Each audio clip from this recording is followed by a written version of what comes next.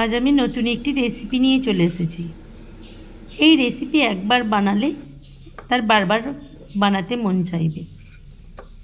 আর এই রেসিপি থাকলে এক থালা ভাত নিমেষেই খেয়ে ফেলবে, এতটা মজার হয়। বাড়িতে যদি মাছ মাংস না থাকে খুব সহজেই এই রেসিপিটা বানিয়ে নিতে পারো। আসসালামু আলাইকুম বন্ধুরা, নতুন একটি পর্ব দেখার জন্য সকলকে স্বাগতম। তার জন্য আমি নিয়েছি কয়েকটি ফুরুলি। যে কোনো চপ সিঙ্গারার দোকানে ফুরুলি পেয়ে যাবে বাজারে। এরপরে ফুরুলিটাকে মাঝ বরাবর কেটে নিয়েছি, দুভাগে ভাগ করে নিয়েছি। এরপর ওভেনের মধ্যে কড়াই বসিয়ে দিয়ে কড়াইয়ে দিয়ে দিয়েছি সরিষার তেল। আর অতি অবশ্যই সরিষার তেল দিয়ে এই রেসিপিটা বানিয়ে নিতে পারো। এরপরে সরিষার তেলটা যখন গরম হয়েছে দিয়ে দিয়েছি 2 থেকে 3টি কাঁচা লঙ্কা। আর আগে থেকে রেখে দিয়েছিলাম পেঁয়াজ পেস্ট করে। পেঁয়াজটা আমি মিক্সিং জারের মধ্যে পেস্ট করে নিয়েছি, তোমরা চাইলে শিলনোড়াতেও পেস্ট করে নিতে পারো।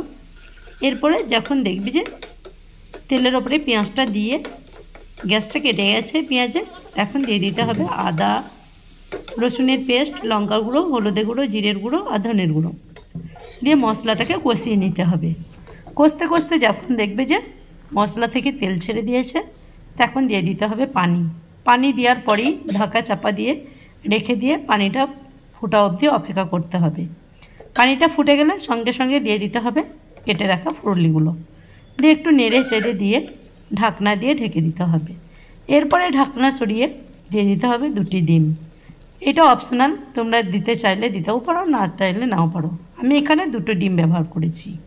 এরপরে ঢাকা দিয়ে রেখে দিয়েছি কিছুক্ষণের জন্য। ডিমগুলো সেদ্ধ হয়ে গেলেই নামিয়ে নেব।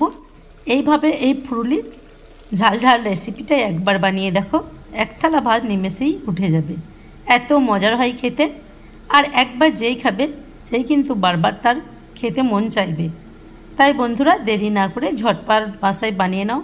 আর যদি ভালো লেগে থাকে তাহলে আমাকে একটা কমেন্ট করে জানিও যে রেসিপিটা তোমাদের কাছে কেমন লেগেছে। আমার একটাই অনুরোধ, তোমরা বাসায় বানিয়ে তারপরে আমাকে কমেন্ট করে জানাবে। আর নতুন নতুন ভিডিও পেতে আমার চ্যানেলটিকে একটা ফলো করে দিও। তোমরাও ভালো থেকো, সুস্থ থেকো, সাবধানে থেকো আর সবাই সবারই খেয়াল রেখো।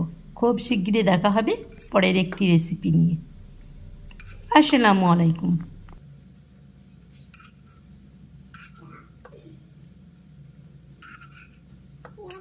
ইয়ে হয়ে গেছে সাদা বানা হয়ে গেছে।